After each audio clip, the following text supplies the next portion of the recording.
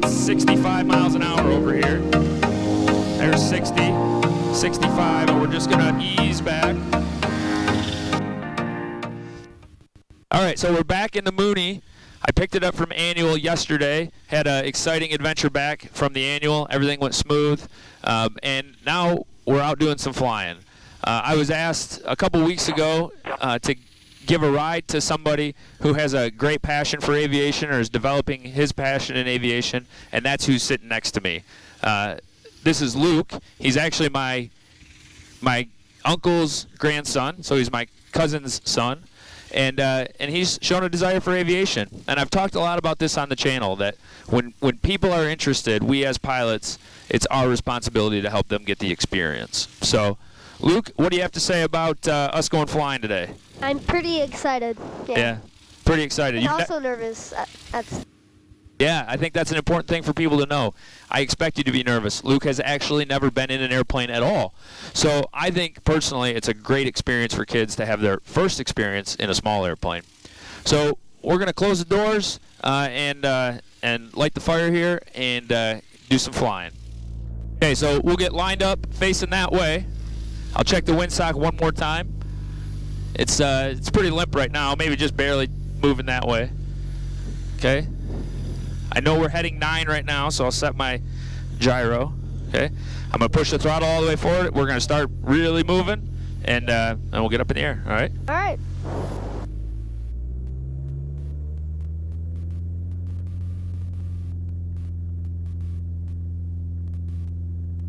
So I'm looking for about 65 miles an hour over here. There's 60, 65, and we're just gonna ease back. We're gonna let it gain some speed. We're gonna put the wheels up. They're down and locked, or up and locked. Hey Luke, have a really great flight. Thank you. Go ahead and pull that knob right there.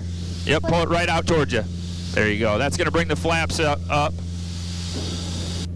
Yeah, I can feel it. It's very choppy. No, you haven't felt nothing yet. Oh, I felt something. Archery 280 Alpha.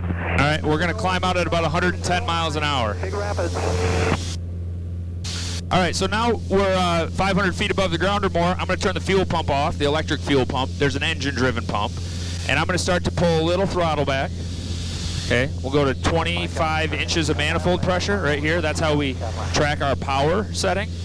Okay, and then 2,500 RPMs is how we track our engine RPM. So that's a typical climb setting, okay? 25 and 25. Big Rapids traffic, Mooney 6708, uniforms departing to the north, Big Rapids. Okay, now we're always keeping an eye on our gauges. Oil temp's good, pressure's good, cylinder temp's good, making good power. Okay, that's a scan that we want to do every, 5-10 minutes, something like that. Just keeping our eyes on it, make sure everything looks good. All right, so the airport here is at about 1,000 feet above the sea level, right? That's kind of how we do altitude in aviation. So we're at 2,000, the small hand, 500 feet. So we're about 1,500 feet, or about a quarter of a mile above the ground right now. Those little bumps are mostly because the sun is beating on the ground right now, and it's creating thermals, and we just have unstable air, which just chops you around a little bit.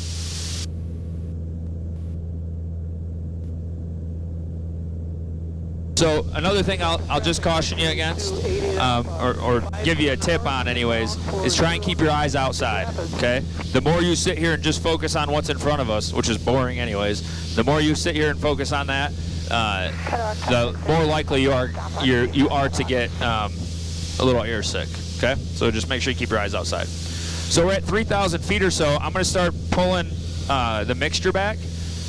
As we get higher, the air becomes thinner, right? There's just less air the higher you go. You've probably heard of people climbing mountains needing oxygen, right? Because they get high and there's not as much air up there. So same thing here. If we don't have as much air to burn, we don't want to put as much fuel in there because it just won't burn it effectively, okay? So that's what we're doing. We're just just bringing back the mixture. And we use this gauge right here, which is exhaust gas temperature. So it measures the temperature of the exhaust coming out of the airplane. We use that to kind of monitor our air-fuel mixture.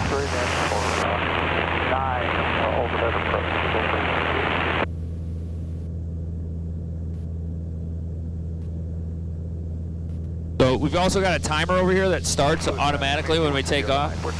So we know how long we've been in the air. Kind of a nice feature.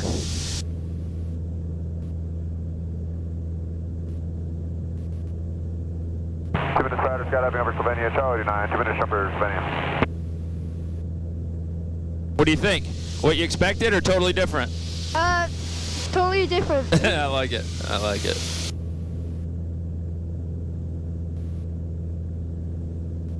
The other thing we can do on this here is it shows us where we are. So we can just know if we're by other airports or, you know, just get a good idea of where we're at. 09, Big Rapids. I'm going to go up to 4,500, just a couple hundred more feet. It's not too darn bouncy out. It's been, I've definitely been in worse. And we'll transition this thing from a climb, which we're doing right now at about 120 miles an hour, and we'll transition it to a cruise and get some speed.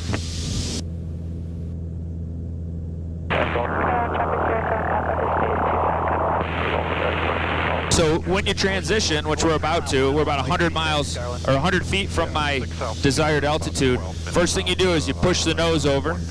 So you're looking for a little bit different sight picture now, right? Instead of climbing, we're going to be going straight. And as I push the nose over, I use this little wheel right here, okay? And that controls the trim of the airplane. That's what I mentioned before. It moves that whole tailpiece. So it puts the plane, it keeps the plane flying in the attitude I want it to fly in. Okay, what call you want me? I'm also going to pull the power back a little bit because we're just kind of cruising around. There's no reason to burn all the gas. So, what's the main reason you're up here for? Right now, why am I up here? No, but like not this trip, but other trips. So it's my hope to use flying, one, to create content and help educate other people that it is possible for people to fly. And two, to use it for travel for my family or for work or any of those things. So this is your plane? I own this with one other guy. Me and one other gentleman own this together, which is a great way to own an airplane because there's a lot of expenses. You know, and by sharing it works really good. Now, I'll tell you a little secret. I'm going to turn this radio down a little bit so you don't have to hear him so loud. I, like you, wanted to fly professionally as a kid. And for a lot of reasons that are mostly my fault, it didn't work out, okay? And I kind of kick myself every day for not pursuing my dream. So this is a way for me to continue the pursuit of my dream. And maybe once I retire, if I can retire young enough, I can still go pursue some sort of professional piloting. But right now, I've got a good job and enjoy what I do, and it's just not in the cards. But all that to say is, if you want it, go chase it. You know, that's kind of the mentality you got to have. Okay, so I don't know if you can see it.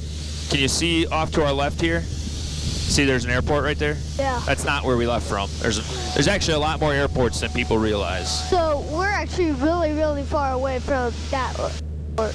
Oh, here's a good way to show. So I've got this GPS set up to tell us how to get back, but it also tells us how far away we are.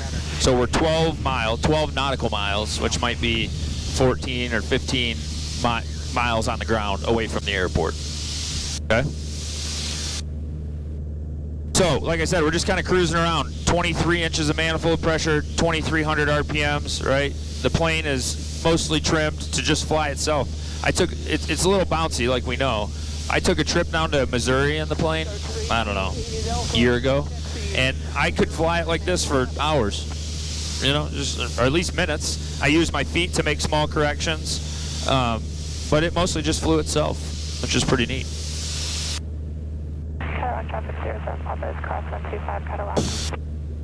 Okay, so I told you I'd tell you what the gauges do, right? Kind of what all they do. And I've talked about a few of them, but I'll just give you the rundown. So this is our airspeed, how fast we're moving through the air, okay? This is our artificial horizon. So we're fortunate enough today to see the horizon, and we should keep our eyes out there. But if, let's say I was in a cloud and I couldn't see it, this would tell me where the horizon is, okay? This says how high we are. So as we've been talking, I've been climbing. We're going on almost 5,000 feet right now. This is called a turn and slip indicator. So there's two things that this gauge does. Mine actually does three because I have a voltmeter on it. But you see this ball? That tells us if the tail is following us, mostly. Like a plane can roll and pitch and yaw. Yeah, right? So imagine these are the wings. Yaw is this movement. So that ball tells us if we're yawing or not. So if I push the right rudder, see how it kicks off to one side? Right. And if I push the left rudder, it kicks off the other side. So that means we're flying through the air like this, okay? So you want to stay coordinated. And then this gauge, right, or this little bar right here, when it's on that right tab, that means we're making a right turn. And more specifically, it means we're making a right turn that would take 2 minutes to complete. Kind of crazy, huh? So, and then this shows us what direction we're pointing right here, this gauge. Okay, it's called a, oh yeah, I'm going to get this wrong. Directional gyro, what way we're pointing. And this tells us if we're climbing or not. Everything else over here, like this, it's all communication or navigation, okay? And then engine instruments, so how well our engine's doing. Got it. All right, so we're gonna do what's called a clearing turn. We're just gonna make one big turn. That way we can really kind of go through the entire horizon and look for other airplanes, okay? That's really our main goal right now, to make sure that that we see other airplanes. What was your favorite sight up here? Like, what was your favorite thing that you saw up here? Oh man, that's a good one too. For me, because I have, I have more than one hobby. Flying is a hobby of mine, but I also really enjoy racing. So one of my more favorite things to do is find racetracks. Racetracks that I didn't know existed or just randomly popped up. That's what I like to see, racetracks. What do you think you would like to see most? A pretty sunrise. Sunrise, yeah. Sunsets, sunrises, those are good. One that I really like, and I thought we might do it today, but I don't think so because these clouds are a little tight together, is I really like as you climb through the cloud and you break out on top and you can see the top of the cloud. That's really neat. Anyways. Never really seen a cloud so close to me. So yeah. It's pretty cool. Yep. But planes, like big planes, they get up there, right? Oh yeah, this plane could as well. Depends on how high the clouds are. But yeah, big planes, they mostly fly above the clouds.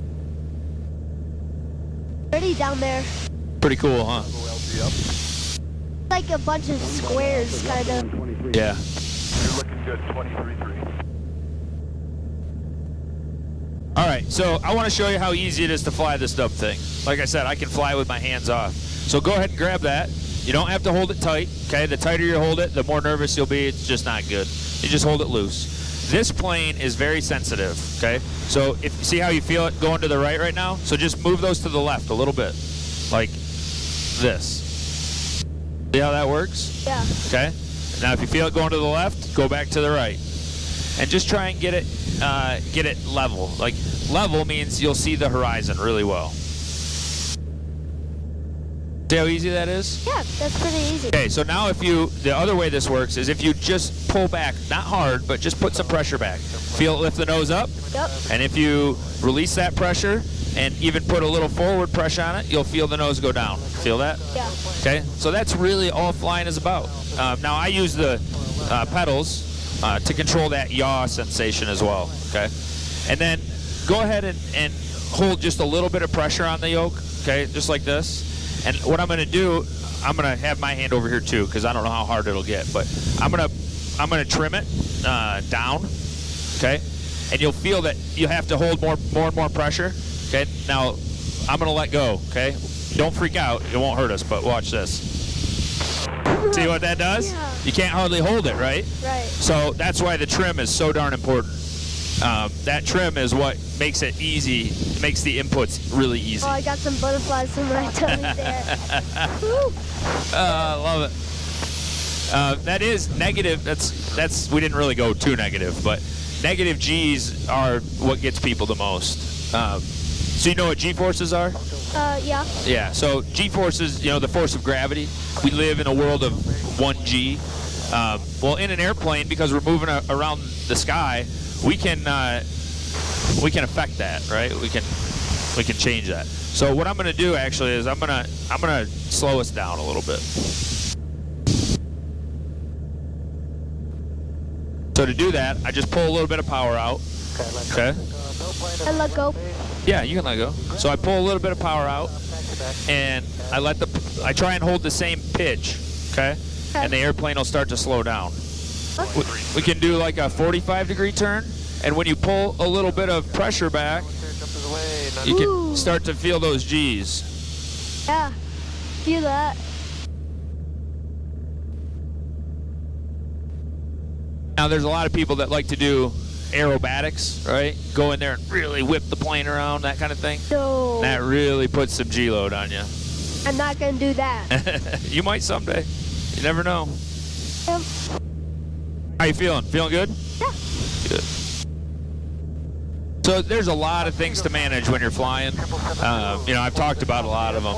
That's really the most important thing that you can do as somebody who wants to fly is learn what these things are, learn how they work, and learn what's important and what's not. You know, there's a lot of things that aren't that important. Just depends on what kind of flying you're doing. So what was your biggest ride in this thing? Well, not a ride, but what was... How far have I gone? Yeah. So my longest trip was to Missouri, which by car was about 10 hours, and it took just a touch over 3 hours in the airplane. So it saved me 2/3 of the time. It was, you know, way faster, and I did it. It was for work. It takes 14 hours for us to get Georgia from Michigan. Yeah, so I think I could get there. I could get to your place probably in about 4 hours in this plane. You know, every plane's a little bit different. Every plane flies at a little bit different speed. All right, so let's say we want to head back. We'll say that we'll use this GPS to navigate, okay? So remember before I said I had it in there, so I can hit direct and enter, and it'll tell me what way to go. It says to go to a heading of 200. That's 150, 180, there's 200, okay?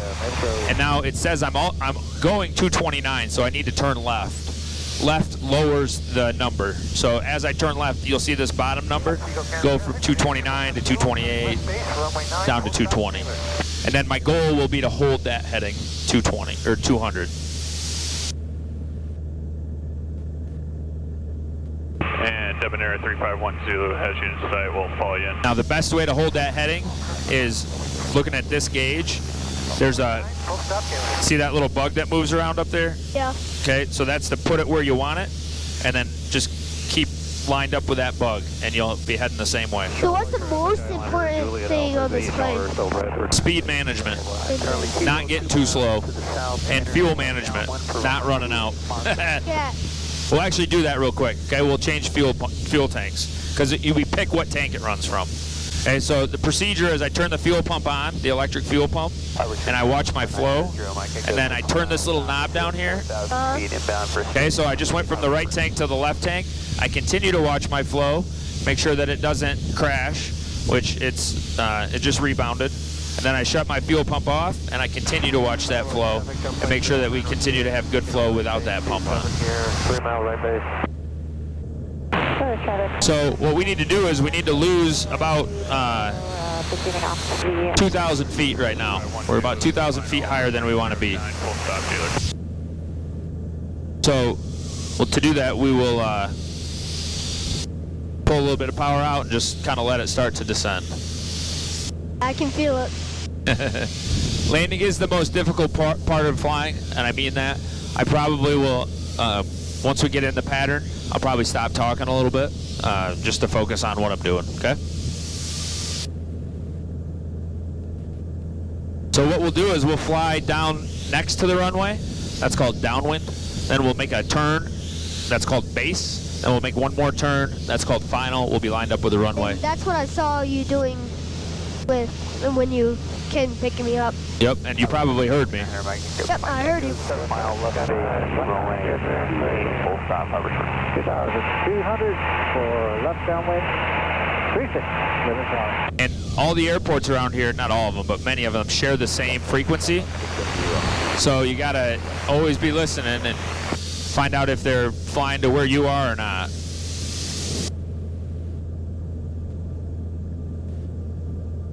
The horizon is pretty cool. Yeah.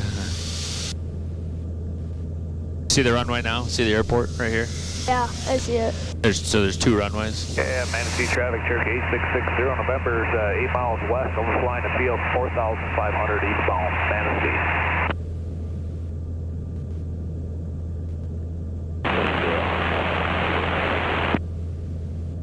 So really important to keep your eyes out for traffic down here. Left base, 36, limit. Next low. There's 3,000, 1,000 to go.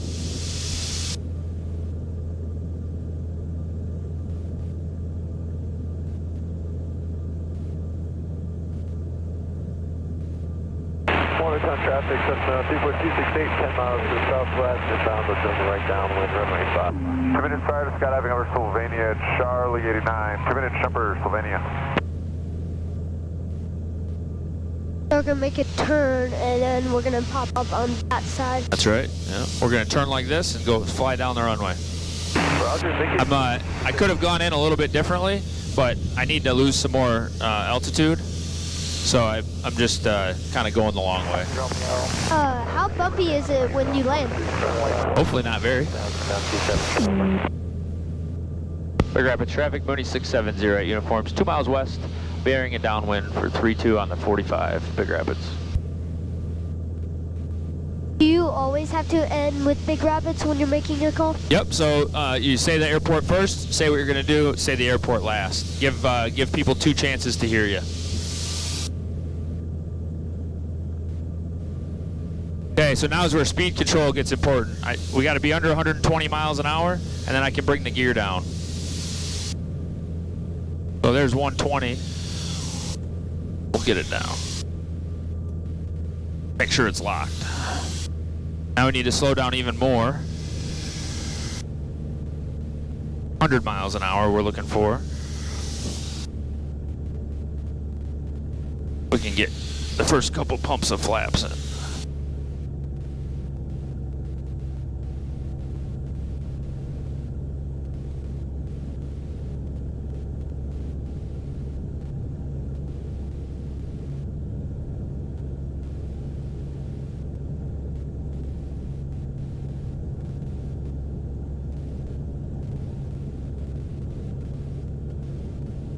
So would you like to do this for a job? I think so. Big Rapids traffic, Mooney 670, uniform space, 32 Big Rapids.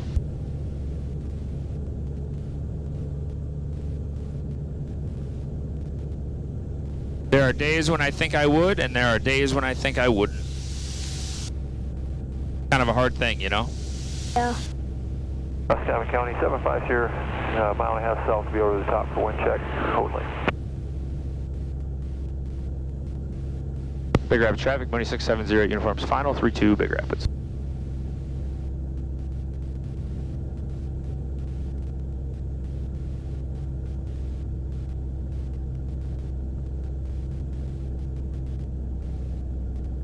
Gladwin traffic, Skylane November 7 Kilo. I'm 3 miles to the south, going to maneuver to enter into a left downwind for runway.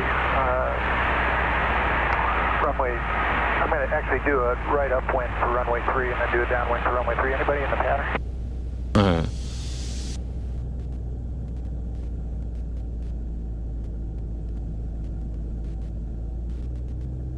So there's runway 2 and 3? 32. It is runway 32.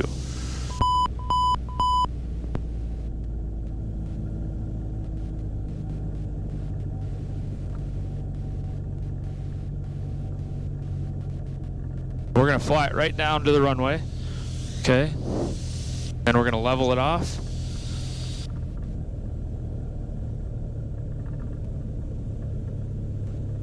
Hold it off. Oh, that was a little bouncy. Yep. I like them a little smoother than that, but you know what? We made it. All right, so then to shut this thing off, what we do is I'll shut the radios off, and then you can push that little button in and pull that out all the way.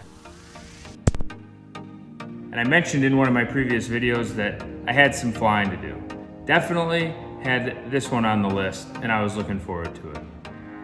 I really do believe it's my job to introduce him to this thing that we love so much. Like always, today I found my time to fly. I encourage you to go find yours.